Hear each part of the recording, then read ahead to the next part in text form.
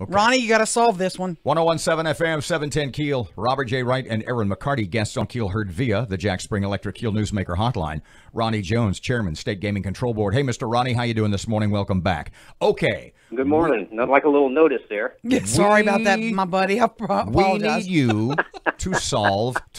Aaron and I, during the commercial break, made a bet. And it revolves around you. And here's the bet. And I said, you know, when all of this, when we get to phase 27 or whatever is the last phase of this plan, we need to get Ronnie to come up here. We can get him a hotel room, and he can come on and be on. He can co-host the show. And Ronnie doesn't need to get a hotel room. Ronnie can get a comp room. She said, Ronnie.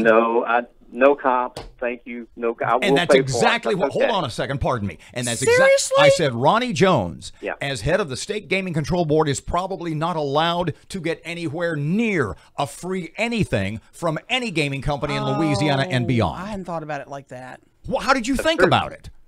No, so no comp room for Ronnie. No comp anything. No comp cocktails. No comp meals. And that's okay. I'm okay with that. I mean, I really am. You just lost me lunch, Ronnie. Well, there goes your heater, kid. Okay, which boats are opening Monday and which ones are not? I know you were waiting on paperwork. What's in your office? Nothing, because it's going to state police. I don't know exactly which properties are going to be opening. The only general manager I've talked to in the last day or so is Barry Regular, who's a GM at Margaritaville. And I know that Margaritaville is going to be opening, and the Caesars property there in Bossier City is going to open. I don't believe that Diamond Jacks is opening, and I'm not certain that Boomtown is opening. El Dorado will open. I don't know exactly what day it will be, and I haven't talked to Sam's Town. I did see it reported earlier in the week when the original 25% cap was put in place that they weren't opening right away. So that's kind of the landscape, but I haven't seen any of the paperwork. It doesn't come to us. State police receives it, reviews it, and approves it. You had mentioned, and maybe you can tell us more about it, you had mentioned that to be able to open, the respective casinos have to turn in, what is it, a plan, a reopening plan. That's correct. How many pages is that? I mean, is it like 100, 200 pages? Do you know? Have you seen those? No. And how long does the state police review take? It's 3 pages of conditions, and those are the conditions that were recommended to the governor's office, and he approved those. We put it in our official board order authorizing them to file plans to reopen, and they have to detail how they're going to accomplish each of those core elements, things like social distancing, how they're going to reduce patrons and customers at table games, turning every other device off or otherwise making it inaccessible to play. Those things have got to be spelled out in the plan, in addition to all the hyper-hygienic activity that's going to go on the floor. Ronnie, the boats have employment requirements. In other words, you have to have this many employees for you to maintain your license in Louisiana. Under these new guidelines, do they have some minimums? Because some employees are saying they hadn't heard from them yet.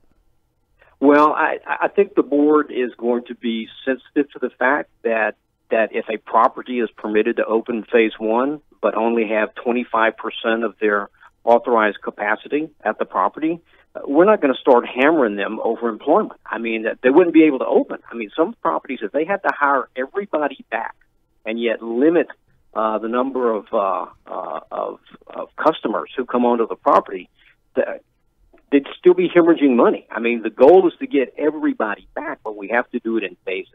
Do they have any guidelines on which employees you hire back? Is it based on longevity? Is it based on you're a table game dealer, you're a hostess, whatever? The board wouldn't regulate that. I mean, that's determined by the HR director at each of the properties and the general manager. But I'm certain, that they're reaching out to employees that have been there for a while, and the ones that are most experienced. I heard from one general manager, he said he wanted somebody who could multitask, who could do several different things, so that if they're a dealer, if they shut down the blackjack table, they could use him for craps. So there's going to be an adjustment period here. And I can tell you the board wants everybody hired back that we can get hired back. But it would be counterproductive if we tried to, pull the license of a property because, come Memorial Day, they hadn't hired all of their pre-public health crisis employees back. Mm-hmm. Mr. Ronnie, Aaron had a story in the news, sports betting, that's sort of back on the front burner, I guess, given the fact that monetarily, revenue-wise, Louisiana, just like every other state, is sort of eating the big one. Is there anything that could put that on the fast track? Is that something, given the status of fantasy gaming, that has never really, though it's passed, never really gone into practice? Is sports betting something that could jump to the front of the line? It pretty much has. I mean, when the legislature came back, they sort of narrowed down what bills they were going to hear in committee.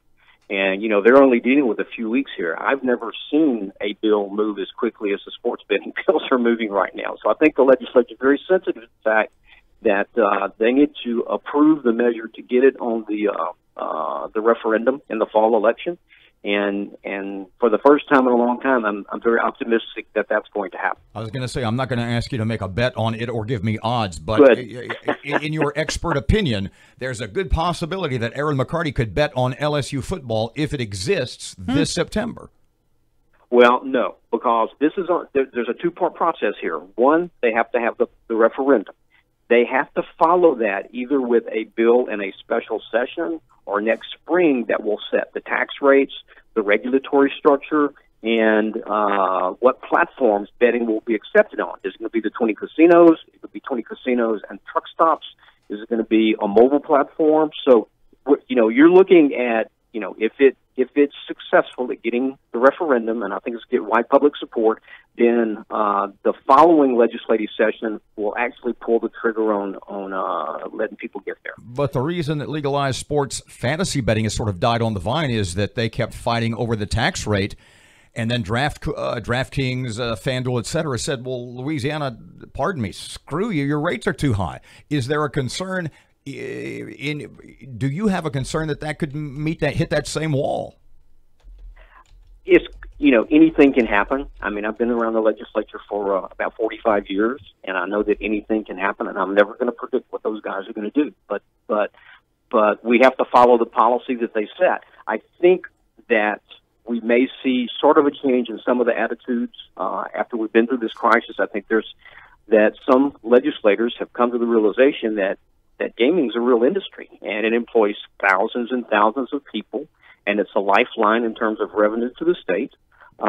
So I'm hoping that some opinions have moderated during this period of time, and of course, time will tell. Back to the gambling boats. One more question. Okay.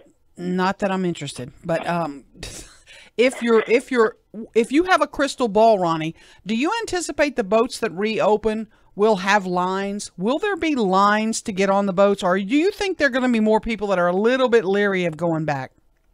I've always said there's 3 or 4 challenges for gaming to come back, and one of those is the final one is, will customers come back? I can only tell you that I've been monitoring what's been going on at some of the tribal casinos, and they're getting a lot of customers back.